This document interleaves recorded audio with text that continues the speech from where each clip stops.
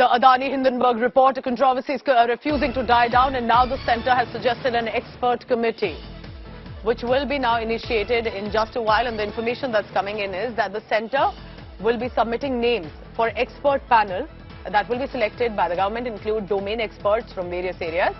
The names have been selected by the centre, keeping in view the court's concern over the protection of investors. Centre is also expected to submit before the Supreme Court the scope of any expert panel that can be set up, and it be limited.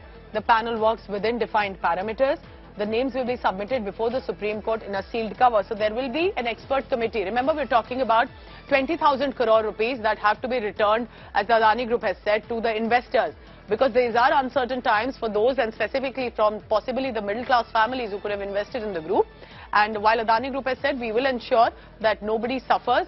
But right now, with the heat only escalating, whether in Parliament or on the streets and even legally, the government, the centre is likely to prepare a list of names for an expert committee as suggested, and will be submitting it to the Supreme Court in a sealed cover. So the question is, who could be possibly the names involved for this expert committee? Will it be from the business fraternity, the legal fraternity, or there could be some investors too?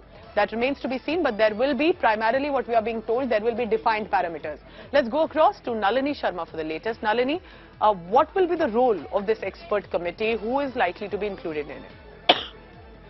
Well, Pooja, remember the last time in the hearing, the Supreme Court had suggested that there be an expert committee that should be formed, that will be monitored by the court, which can look into what changes need to be brought in to the regulatory framework to ensure that investors are protected from such kind of instances in the near future, especially the small-time investors, because the Supreme Court had expressly raised their concerns regarding them.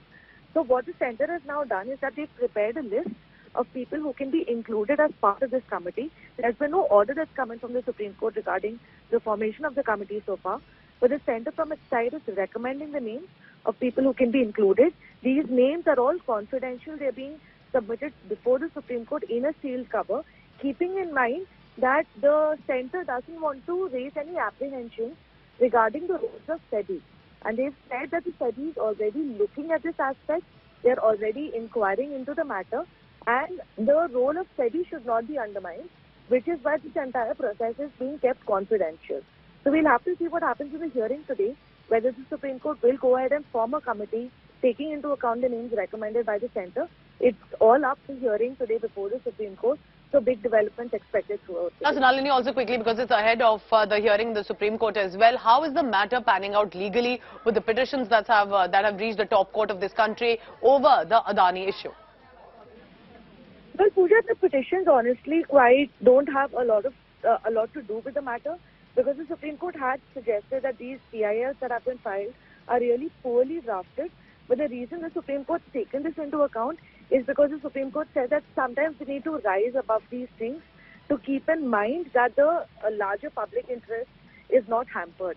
And that is why they've raised concerns regarding small-time investors, saying that it needs to be inquired into exactly how the regulatory framework needs to be changed, meaning what changes need to be brought in to the framework to ensure that there's some sort of protection that can be guaranteed to these investors.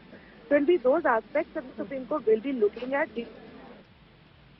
Obviously also be considering the names that have been proposed by the centre as to how many members will be part of this committee, yes, or as to whether the committee will even be formed. It all remains up to Keep tracking the latest on that, Nalini Sharma. As ahead of the hearing, the centre is likely to make an expert committee and will have names who are domain experts to ensure that the investors do not suffer.